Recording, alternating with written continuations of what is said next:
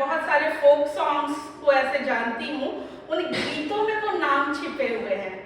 जब एमफिल का काम था, एक 2600 लोकगीतों का अनुवाद, मैं ये कुड़ुक नहीं जानती, लेकिन माँ से जब अनुवाद करवाया था तो उस गीतों में कुछ गीत ऐसे उभर के आए जहाँ पे प्लेसेस के नाम है कि इस जगह में ये हो रहा है, वहाँ पे उन अंग्रेजों के नाम हैं जहाँ पे वो उस समय में लाट साहब बन करके वहाँ पे जाके उनको तंग कर रहे हैं। वहाँ पे कुछ वुमेन और फीमेल और मेल सारे कैरेक्टर्स के नाम भी आते हैं उन गीतों के हवाले से। और वो मतलब एक टाइम मेरा रहा जब हम लोगों को लगता है कि अंग्रेज आए और परेशानियां बढ़ गई। अंग्रेज सीधे सीधे इंटरैक्ट नहीं कर रहे थे, बीच में एक उन लोगों ने मिडमैन भी चुना था, दलाल थे वो, और वो पूरे दलाल पैसे वाले लोग, अपर कास्ट के लोग, आदिवासियों को ना बहुत जरूरत नहीं पड़ती थी बाहर के लोगों से संपर्क में रहने की, ठीक है, जितना ऊंचा नीचा भूमि है लोग नहीं परेशान होकर के घुस करके आते थे। मुगल एंटर कर रहे हैं झारखंड में सफेद हाथी की खोज में, ठीक है, मुगल्स का शासन था।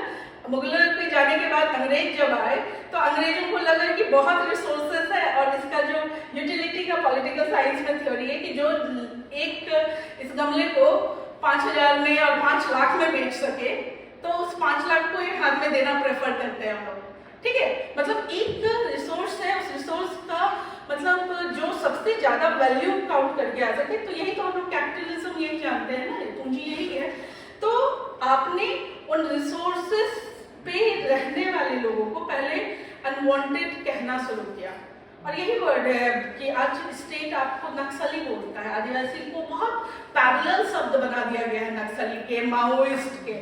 नहीं है आदिवासी नक्सली, नहीं है आदिवासी माओइस्ट। आप उनकी लड़ाइयों को जब जाकर के बहुत नजदीक से देखेंगे ना, और उनके हवाले से, उनके गांव, उनके बीच में रह करके आप देखेंगे, जानेंगे, सुनेंगे, तो वो लेखन कुछ और आएगा और वो हिस्ट्री एकदम से बदल के रह जाएगी।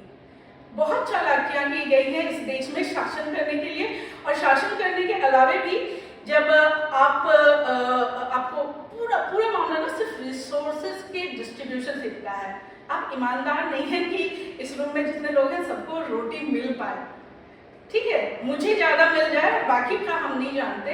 इस टेंडेंसीज की वजह से हम पर लोगों ने रूल किया है और बहुत लंबे समय तक आपको डिस्टर्बेंसेस देखने को मिली हैं।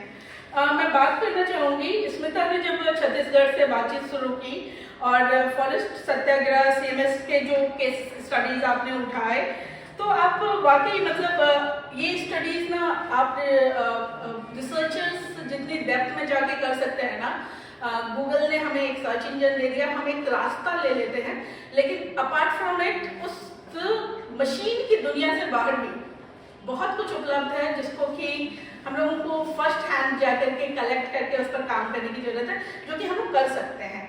आप बहाने बना सकते हैं कि छुट्टियां नहीं मिलती, प्रोफेसर बैग थोड़ा ज़्यादा उठवाते हैं और घरेलू काम ज़्यादा करवाते हैं, लेकिन अपार्ट फ्रॉम इट अगर आपकी इच्छा शक्ति है कि मैं जिस काम पे हाथ डाली हूँ उसके साथ मैं ईमानदार हूँ, तो मैं वहां तक पहुंचूंगा और उस पर काम करूंगा।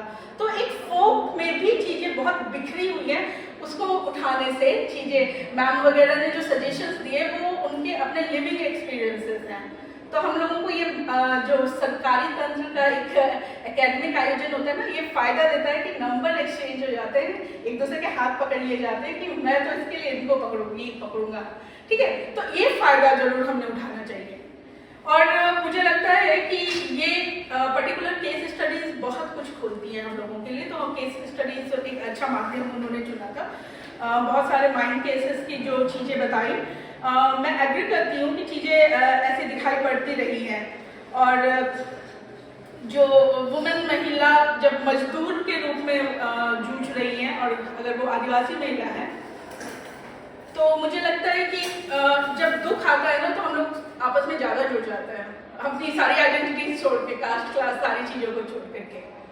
तो एक यूनिटी का और एक डायलॉग का स्पेस बनाता है वो दुख, उसमें बस साझा करके एक दूसरे को बहुत ऑनेस्टली सुनने का जज्ब होना चाहिए, ये हम लोग कोशिश करते हैं। शालिनी ने जब बात किया कि कॉलोनियल एरिया में कौन से मूवमेंट हमारे बीच में रहे और कैसे महिलाएं उसमें उभर के आई, बहुत अच्छी डिटेलिंग। आपने एक बात बोला था कि शिकार से सोशल मूवमेंट की टुवर्ड्स बढ़ते हुए तो जब दिखाई पड़ते हैं, तो मैं यहाँ पे एक चीज में गुम हो गई थी। झारखंड के अखबारों में एक वर्ड बहुत पॉपुलरली चलता है, सेंदरा कर देना। सेंदरा आदिवासी में उड़ाव भाषा से लिया हुआ शब्द है और शिकार खेलने की परंपरा को सेंदरा बोला जाता था। ये एक सांस्कृतिक आयोजन है, लेकिन हम लोगों ने इसको जिस तरीके से इस्तेमाल करना शुरू किया उसमें एक दूसरा अर्थ डाल दिया कि ये हमारा आदमी दलाली कर रहा है, इसका सेंदरा कर देंगे।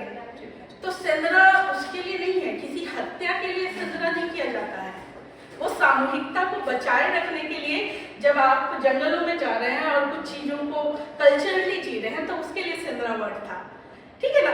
तो जब भी हम लोग शब्दों का इस्तेमाल करें और खास करके आदिवासी शब्द ओरिजिन के शब्दों का, तो उसका पीछे का ना पूरा एक पूरा हिस्ट्री और चीजें होती हैं, उसको हम लोगों को आधार लेना चाहिए, बचना चाहिए, कुछ भी नहीं बोल देना चाहिए। हाँ उलगुलान करने चलते हैं, चलो ठीक है, मॉल जाके उलगुलान करेंगे, वो लूटपाट है, उलगुलान नहीं है।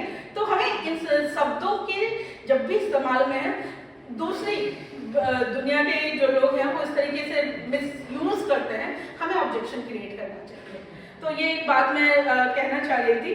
बहुत खूबसूरत रहा आपका Shalini, thank you so much. और जब सुधीर और राकेश ने संथाल के इश्यूज को असम के हवाले से, चाय बागान के हवाले से हमारे सामने लाया, तो एक अश्विनी कुमार पंकज जी की रचना है माटी क्रिकेट या करके, उनका एक माटी माटी अरकाटी और एक क्रिकेटिया करके कुछ है वर्ड करके एक उनका, मैं भूल रही हूँ उस नॉवल का नाम।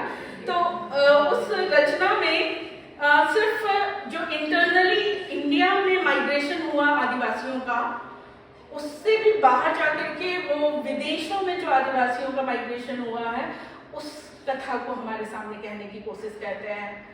जो फोर्स्ड लेबर त्रिनादाद में ले जाकर के छोड़े गए, मिश्र में छोड़े गए, उनकी कथा उनके हवाले से आती है। तो हमें अपना ना क्षेत्र ना वाया लिटरेचर भी उनको आइडेंटिफाई करने की जरूरत है कि वहाँ के फिर इश्यूज क्या है, वहाँ वो लोग कैसे। यहाँ पे तो आपने थोड़ा सा बोडो अलग हो गया तो हमको तकलीफ हो गई, या झारखंड में बिहारी आ गए तो हमें तकलीफ हो गई, या बंगाल में झारखंडी चला गया तो तकलीफ हो गई। ये बाउंड्रीज का जो खेला है ना, ये पूरी तरीके से पॉलिटिकल खेला है।